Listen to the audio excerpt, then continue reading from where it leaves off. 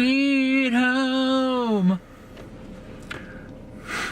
I might keep that in. So, Carson, Nick, we're here for another midnight review presented by Glasshouse Films, and this time we got ourselves another science fiction film, A Wrinkle in Time.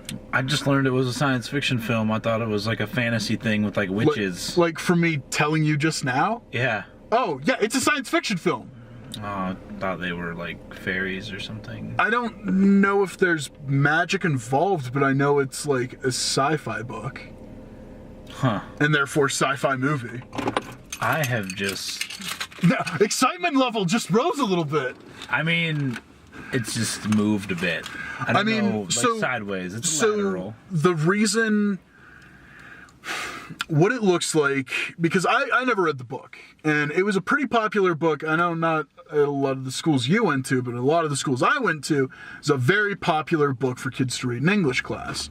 But I was never in the class when they read it. But so anyway, what I do know is that a little girl and her brother or whatever, their dad is a physicist, and he basically finds out how like in travel or cross universe travel instantaneous travel blink of an eye. That's the only thing and of course it's explained pretty much the same way it was explained in Event Horizon, like, oh, we just fold space, but in doing so he activates some kind of evil presence, he gets trapped, and his kids are looking for him.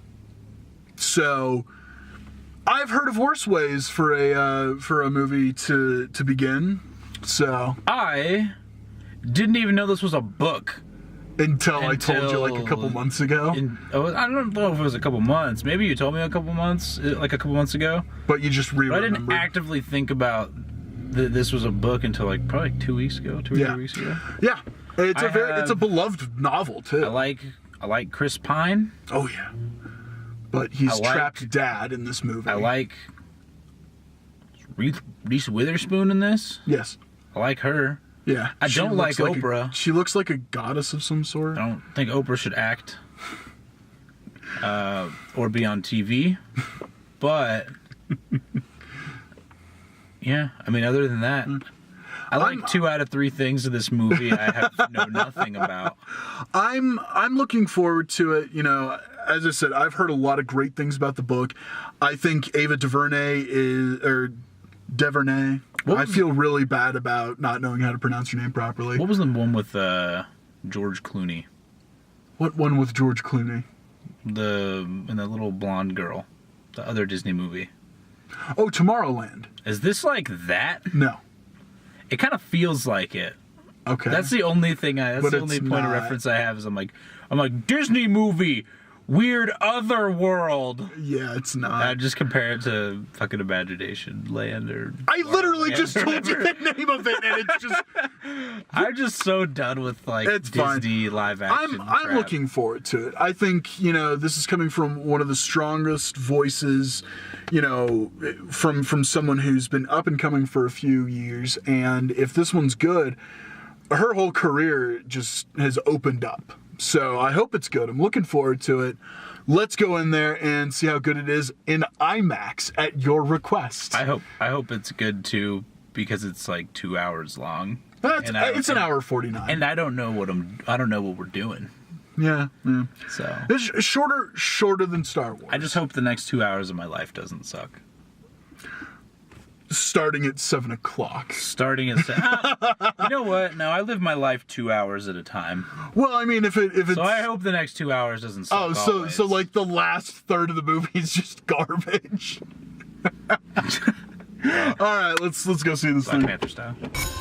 You were a top student, but look at you now. You can't keep using your father's disappearance as an excuse to act out. Is that his work? Well, what's it about? And we're back. Whew. Having seen A Wrinkle in Time.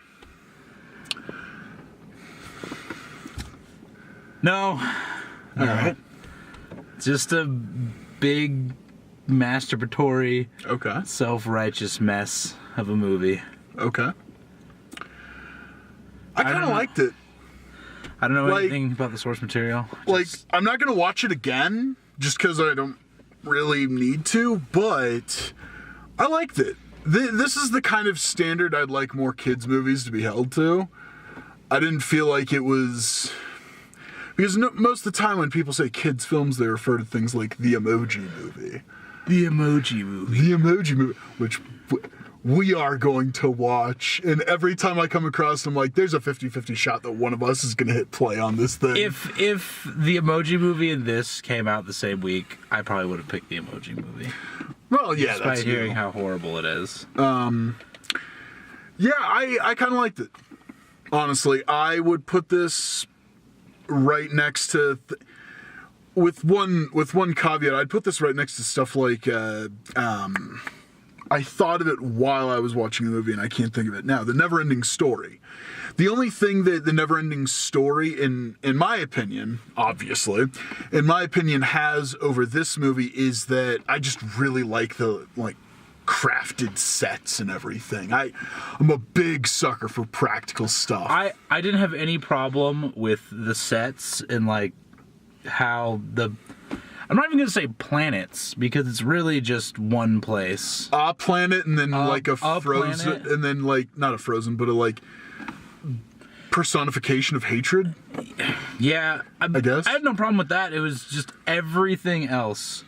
The frequency is love. I was like, what? Yeah, but that, to be honest, that hit me so fast that I was like, you know what? Let it go, because that's what this movie's going to be. That's the thing, though, is it was so much of the movie that I was like, it's just so... Take something like Neverending Story, right? Yeah. So you brought that up. Neverending Story is this, pretty... well-paced kind of kids very dark. Epic fantasy adventure. It's pretty dark. Oh my god, have you gone back to see it recently? Yeah, it has some heavy hitting moments, but it hits you with the message at the end. Yeah. It hits you with the message at the end. The message builds. And it's poignant. Mm-hmm. It's really epic climax. And it has the best song ever. The Neverending Story. And then it ends on a cool note. And this was it's just going, oh, hey, do you love your dad? Does your dad love you? Weird. Do you love yourself? Love, love, love, love, love. And then it has this weak-ass climax that's just more love, love, love, love, love. And then it just kind of pitters out. There's no riding a luck dragon chasing bullies I will moment. agree with you there. I think the movie could have very much ended... It pittered the fuck out at the end. The last 10 minutes. Yeah, right when things are concluded, it could have ended. We didn't necessarily need that, at victory lap. I felt like there was a big waste of Chris Pine in that movie. I knew that going in, and that's why I was saying he's just locked up dad the whole time. Don't expect a lot. But the thing is they, I don't have a problem they still try to act like he was a big deal. Yeah. And then... a little bit of a bait and switch, but I was fine with that, but I could see why you weren't. Yeah. Well, the thing is, kids, I don't think it's any surprise that after he disappears at the start of the movie, you are eventually going to see him again in one form or another. Yes.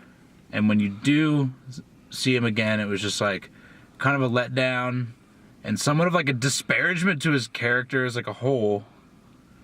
And then they kind of just pitter him out at the end.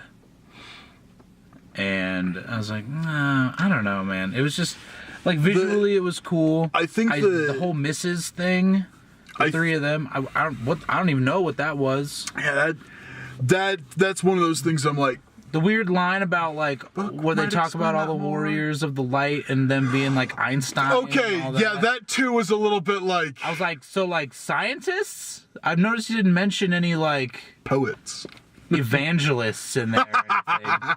It's all just scientists. It was scientists and then Buddha or some shit. Yeah. And I was like, oh. I do see. I'm okay with that though. I did see a lot of references. Or I caught a couple of references to to famous famous black writers and scientists in there.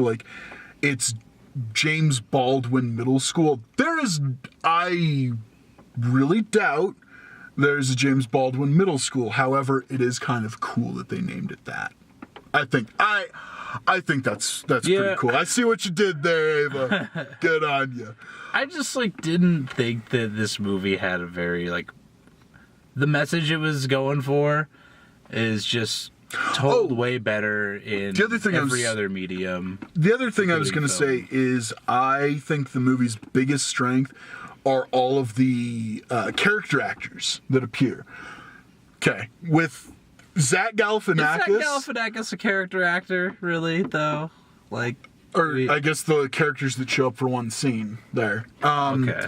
Seeing him pop up, when you hear his voice but you don't see him, I was just like, ha! It's Calvin Fishoder. Yeah, I was like, are we getting? And then everything he said would be stuff Calvin Fishoder would say. Find it'd be an episode of Bob's Burgers where he like gets really into yoga. Find your center. But and then I really liked everything with Michael Pena. I actually really liked that whole bit. Michael Pena. I wanted more of that. Michael Pena's part of the movie was probably my favorite part.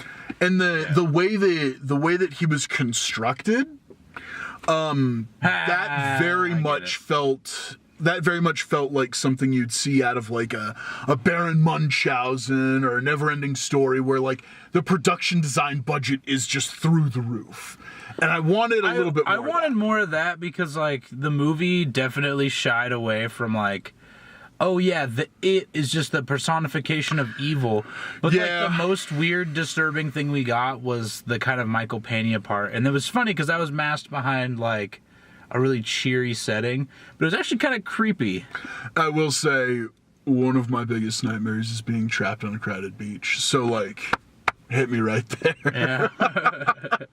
That's the thing is like, you know, as cool as like, you know, the first planet we see is, everything that was really cool was marred by something as equally uncool. Like awesome planet we first see, like the flowers and the mountains and all that, and then Reese Witherspoon turns into an artichoke head and with a romaine lettuce body. Yes. And they Very start thick. flying around.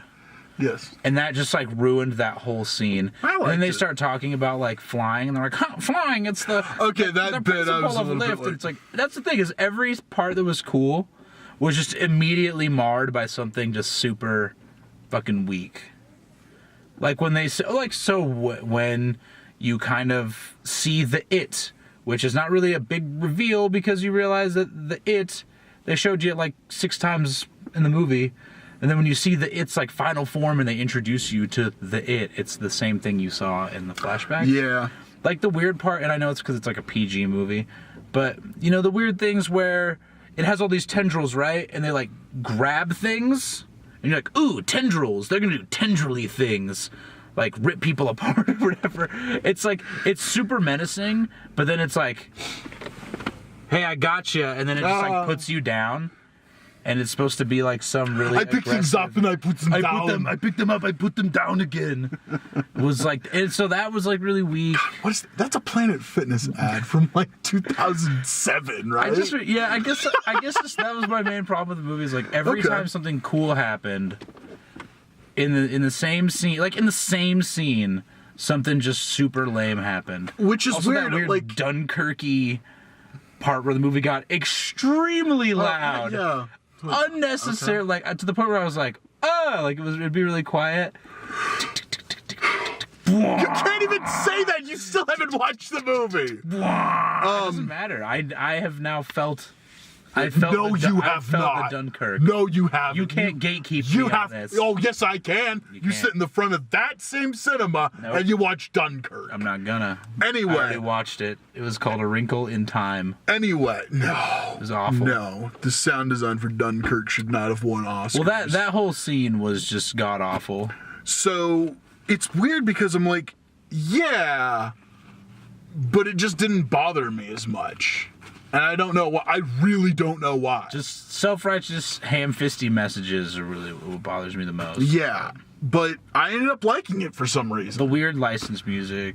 Okay, yeah, the weird licensed music. We both discussed that a little bit. Yeah. I also don't think that like you need to have every it acted like every reveal. I'm not even going to call them reveals. It just acted like every new scene was like this revolutionary, like, you know, beautiful, like, revelation all these characters were having, where every time, you know, they come over a hilltop on the back of the romaine lettuce, and then just like this music starts playing, and it's like all the characters' reactions. Wow, everything's so beautiful.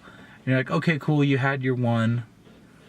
And then they do it again and again and again and again. Something that bummed me out just a little bit is that we actually didn't go to more planets. Like when they're like, oh, he went through here, there, and everywhere. It's like, can we go here, there? They had such little, like, there were little actual, really cool, like, wonderful, striking It was really cool concept but the movie acted like it had really awesome, awe-inducing moments, but it didn't. I will say the when it wasn't second unit stuff and like big visual spectacular crap, I do think it was things were definitely better shot than like other kids movies where, you know, just scenes where people are talking back and forth. I feel like this was shot much better, and I think that's where Ava's strengths in this film were. Yeah, the dialogue wasn't too terrible. The big parts, as far as just the characters, was like, when the movie wasn't concerned with the plot, with the message of love, was when the movie worked best. Yeah. But for you, that's where the movie fell apart. For me, that's just where it downshifted. Like a big part for me was, and it's like, you know, I don't like this, is the unnecessary close-ups on characters, which this movie was like. I felt like it happened at like the end of every like dialogue. Yeah. They're like, well, time to zoom in on, and it wasn't like multiple characters either. It was always the main character. They're like, let's do this super close up on her face. Shut up, Meg. And yeah. Shut up, Meg. Unintentional, but it hit me. Yeah. Like we looked at each other at the same time. Nick, like 2 seats over. Hey. Yeah, I don't know. It's just like this. I wanted to like it more because I don't want to waste, 2 hours and $14. 2 hours. You were the one who wanted to see it in IMAX. That's what got me. That's the thing, is I was hoping it was gonna be like a really I knew it wasn't gonna be that great. Okay. Like I knew, like, acting wise, like I probably wasn't gonna be very impressed. Most kid actors suck. I feel like we got a group of like good child actors, and this is not them. Oh, before I forget, the kid who played Calvin, yes. He is in a really great movie called Better Watch Out. Watch it around Christmas time and don't look up anything about the movie. He is fantastic in the film. In here, he is generic white. He's better. He is the character. best of the 3 characters in that movie. Yeah, but that's because Meg is throwing a hissy fit the whole time, and Charles Wallace is I never want to hear his name again. I'll be honest. Yeah. Okay. Charles Wallace is not a good name to be yelling all the time. That kid was told to play precocious up to 11, and I was really bugged by it the whole movie. But when a thing happens and he's not playing at 11, I actually liked it. I'm like, oh, okay, I see why you were doing that. Yeah. And I can appreciate that. Yeah. But I like, at the same time, I kind of like that Meg her flaws were so prevalent all the time. I kind of like that because we've been inundated with so many main characters that are just so boring. I guess I've just never seen someone... See, I felt like she was boring because I've never seen someone who's so unimpressed with the fact that you just warped across the galaxy like twice. That's kind of a general thing that bugs me, though. She's like, like, I didn't like it. Like in American Gods, the main character Shadow Moon, he's like seeing these miracles happen, meeting literal gods, and he's just like, I'm like, dude, that's how I felt she was though. Like the entire, that's Chernobog. What the fuck? Like the entire, she's like flying on the back of the romaine lettuce. It's left. and it's lift. It's like, stop talking about science, nerd. You're on another you're on another planet. Oh, brief thing that doesn't relate to anything. Her bully, when they were like, oh, but let's use some insight and figure out why she's a bully. I'm like, okay, great. She's still a bitch. Yeah, I know. Like, okay, like my favorite is when she's like, she looks at the scale. They don't show the weight, but then you look at the mirror and it's like a Post-it that, to be honest, says pretty reasonable things. Yeah. It's like, don't eat sugar. No dairy. No carbs. No carbs. The one that I will not abide by is the no cheat day. I live off of the no cheat day. No cheat day? Huh? Yeah, that was the last one. I live off of cheat days. I felt like her goals on there were reasonable, and it made me empathize, sympathize, whatever. With her. But what I was gonna say is you can show me the terrible growing up of a neo-Nazi, but at the end of the day, there's still a neo-Nazi, and I don't care. You know, second chances, Disney, love. Rescue your dad. What are those? what is they? So, I ended up liking it. I think it's worth seeing in cinemas. You didn't. I get that. I do. I'm shocked that I liked it. If you have kids, go see it. I guess. I think we were the only people there that weren't senior citizens or with children. They were on the other side. Why did they have to pass by us? Yeah, if your seats are all the way on the right side of the theater, enter through the right side. Yeah. Don't cross the guy with the bum knee who's I'm spread across two chairs, and then a whole family comes by, and the guy says really loud in my face, he's like, "Sorry." It's like, dude, I don't need it, man. Just walk by. Anyway. See it I don't know. I would say see it if you got kids or something. There's probably worse movies. You probably see this over what other kids movies are out right now? That stupid Rabbit one. Oh, Peter Rabbit. It's probably better than Peter Rabbit. Probably. Well, Peter Rabbit has Domhnall Gleeson. It's probably not better than Peter Rabbit. So next week is Tomb Raider. Is next week's Tomb Raider? Next week is Tomb Raider. I was thinking about what next week was going to be. It's Tomb Raider because so much stuff is coming out on the 29th and 30th. Oh, the 23rd and the 29th. Yeah, because it's the Sherlock Gnomes. Sherlock Gnomes. Sherlock Gnomes. Sherlock Gnomes.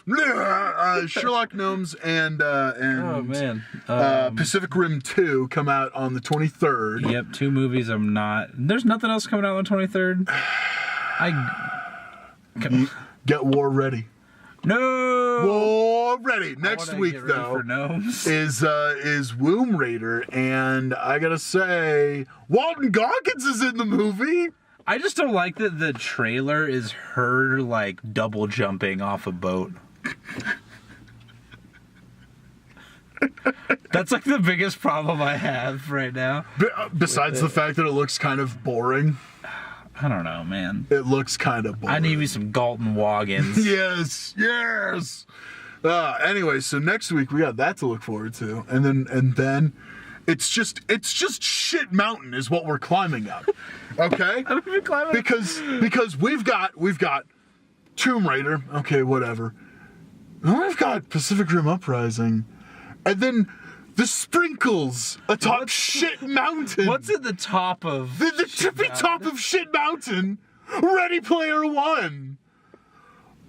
Which I hope is good. I do too, but I keep hoping these movies are good, but man, we're paying the price. What's the best movie we'll see in the next 2 or 3 months?